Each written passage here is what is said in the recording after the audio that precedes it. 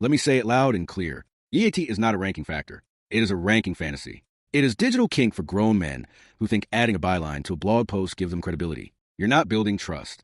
You're building a shrine to your own desperation. Every SEO out there has now memorized the acronym. Expertise, experience, authoritativeness, trust. But none of you understand what it means. You just scream it louder than the last guy. You put it in your pitch decks. You whisper it into your sitemap. But what it really means is this. Google is the dome. You are the submissive. And EAT is a safe word you keep saying while Google chokes the life out of your rankings and says, no, baby, you're not niche enough. You ever seen an SEO conference lately? It's a BDSM dungeon with better lighting.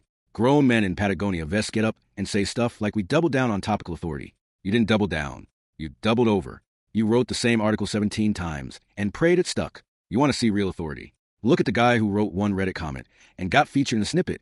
That's the new expert. That's the new Google certified content daddy. You're out here trying to prove your trustworthiness with embedded author bios, while some 19-year-old with keyboard and no soul is pumping out AI content that outranks you on every term you bled for since 2013. You thought backlinks were loyalty. Google just wants attention. You thought structured data was devotion. Google just wants speed. You thought EAT was a path to salvation, but it's a fetish. And you are the gimp. You ever wonder why the guidelines change every quarter? Because Google doesn't want you to succeed. It wants you to submit. It wants to keep moving the line, so you keep crawling after it like a whipped intern begging for a glimpse of page one. And then you blame yourself. Maybe I didn't have enough experience signals. Maybe my trust indicators weren't strong.